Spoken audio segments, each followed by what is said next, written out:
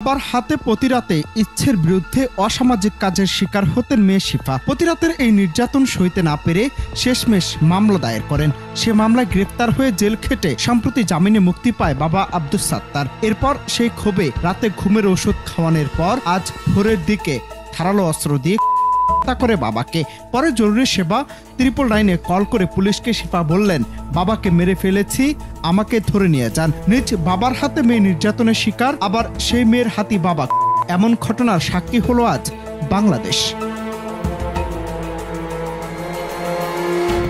বাবা আব্দুস সাত্তারের নামে 2022 সালে তার মেয়ে শিফা নাটোরের সিংড়া থানায় একটি ধর্ষণের মামলা দায়ের করেছিলেন। ওই মামলায় সাত্তার দীর্ঘদিন কারাগারে ছিলেন। জামিনে বের হয়ে আবার মেয়ের সঙ্গে থাকতে শুরু করেন। তবে ওই মামলার জেরে বাবা মেয়ের মধ্যে বনিবনা হচ্ছিল না। মেয়েকে মামলা তুলে নেওয়ার জন্য বিভিন্নভাবে চাপও দিচ্ছিলেন সাত্তার।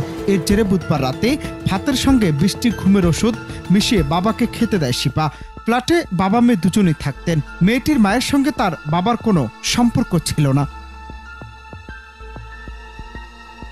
আজ বৃহস্পতিবার ভোরে সাভার পৌর এলাকার মজিদপুরে একটি 5তলা ফ্ল্যাটে এ ঘটনা ঘটে। ঘটনায় পুলিশ বলছে, নিহত আব্দুস সাত্তার নাটোর জেলার সিংড়া থানার ভগা গ্রামের বাসিন্দা। তিনি তার 23 বছর বয়সী মেয়ে জান্নাতকে নিয়ে ওই ফ্ল্যাটে বসবাস করছিলেন।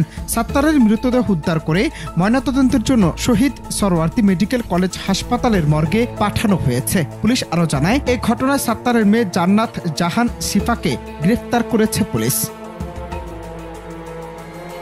অনন্ত হাসান মাসুদ, বাংলা টিভি, ঢাকা।